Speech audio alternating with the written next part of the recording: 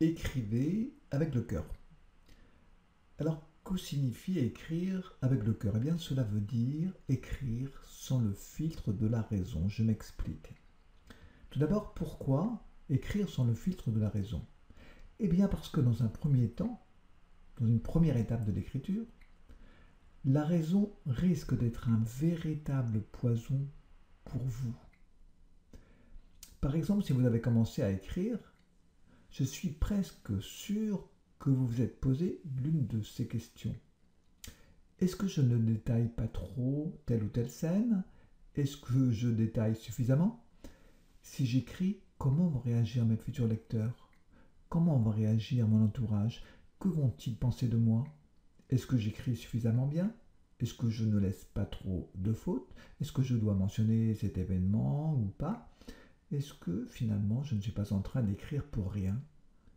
Est-ce que ça ne risque pas d'intéresser personne? Au contraire, écrire avec le cœur, eh bien, c'est écrire sans se poser toutes ces questions, c'est écrire avec spontanéité. Oui, je sais, c'est difficile dans un pays comme le nôtre, un pays cartésien, mais pour une fois, lâchez prise et oubliez que 1 plus 1 égale 2. Vous verrez comme cela fait du bien.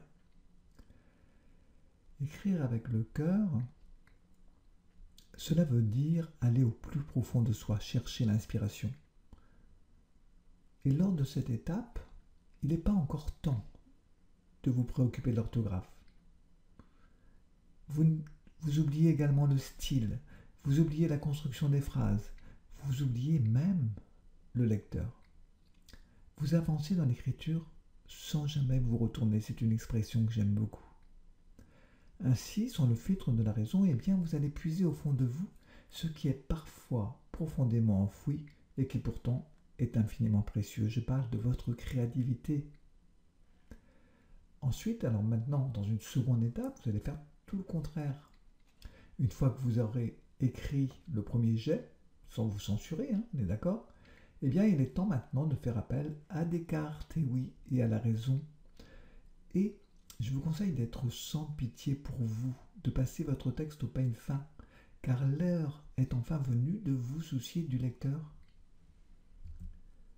Vous remettez à plat l'ensemble de votre texte, vous le retournez dans tous les sens afin d'enlever tout ce que vous estimez superflu. Vous taillez dedans, sans pitié, coupez, découpez, rajoutez, réparez, reformulez. L'objectif étant de faire de votre récit un texte fluide et clair. Bien sûr, il n'est pas question de tout réécrire, on est d'accord, c'est juste d'affiner, d'alléger certaines phrases par exemple, de changer certains mots. Profitez également de cette étape pour relire votre texte à voix haute afin d'en tester la sonorité, car dans l'écriture, le rythme est un élément qui compte beaucoup. Dernier conseil important, lors de cette seconde étape, donc, ne vous souciez pas encore de l'orthographe, c'est trop tôt. Du moins, n'en faites pas une obsession. Alors bien sûr, si des fautes vous sautent aux yeux, corrigez-les. Mais ne passez pas votre temps à les traquer. Vous le ferez dans une autre étape. Chaque chose en son temps. Voilà. Eh bien écoutez, en tout cas, merci pour votre attention.